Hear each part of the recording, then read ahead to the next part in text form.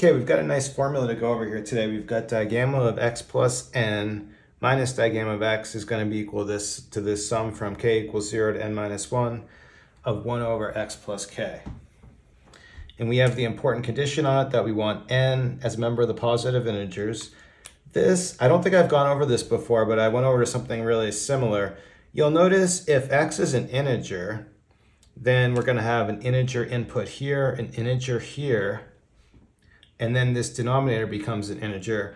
Well, the formula will still work when x is an integer, but we have another formula that's probably easier to use for this. It can be expressed in terms of harmonic numbers because that's basically what happens here. It becomes like a shifted harmonic number when x is an integer. So it's probably more interesting to think of x as a non-integer, but it's going to work either way. Now to get started with it, what I want to do, I want to focus on just this term, and let's look at our reduction formula that we have over here that I use a lot. That is really useful. We have just digamma x plus 1 is going to be the same thing as digamma x plus 1 over x.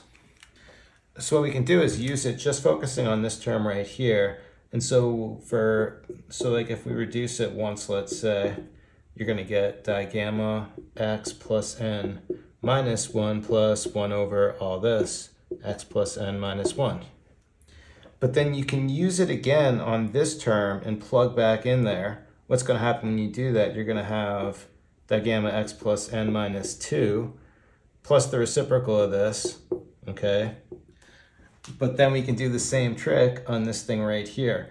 Now, I don't want to bore you with this too much because this could go on all day. We don't know how big n is, but eventually what's going to happen here is you're going to get this, because the key is that n's an integer, eventually this value is going to equal n and create a 0, and we're going to be left with just digamma of x. And then these terms over here are going to accumulate. What happened here, think of this like x plus 0. So this term right here turned into an n. So we can think of this last term as 1 over x plus n minus n, where of course that's going to be adding a 0. And then this next one can be 1 over x plus n minus n plus 1. And this is going to go all the way to this last term, 1 over x plus n minus 1. But we can simplify this and put all this stuff into a sum notation. So let's just bring down this term right here. We've got our digamma x. Putting this in terms of a sum, let's call this value here k, where notice it starts at 0, goes to 1, all the way to the last one's going to be n minus 1. So what we have is going to be the sum from k equals 0 to n minus 1 of 1 over x plus k. A lot like what we have over here on the right. So what we need to do, though, I haven't really dealt with the equation yet, but all we need to do is let's take this and throw it back into our original problem, and then we can finish this off.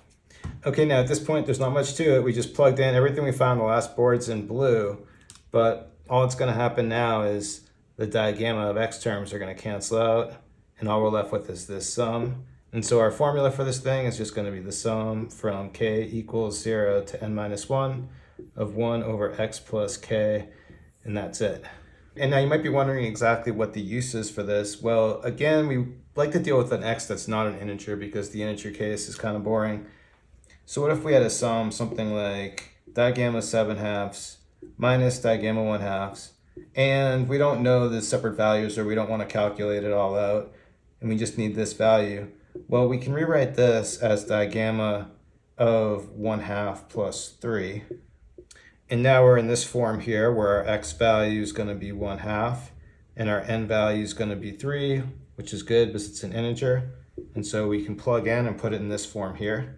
So we're going to have a sum from 0 to n minus 1, so just 0 to 2, of 1 over our x, which is 1/2 plus k. I didn't give myself too much space, so let's calculate it up here. So just plugging in, the 0 term is going to become 1 over 1/2, or 2.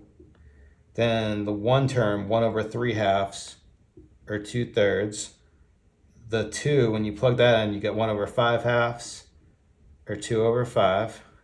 And then we'll get a common denominator of 15. So I have 30 over 15 plus 10 over 15 plus 6 over 15.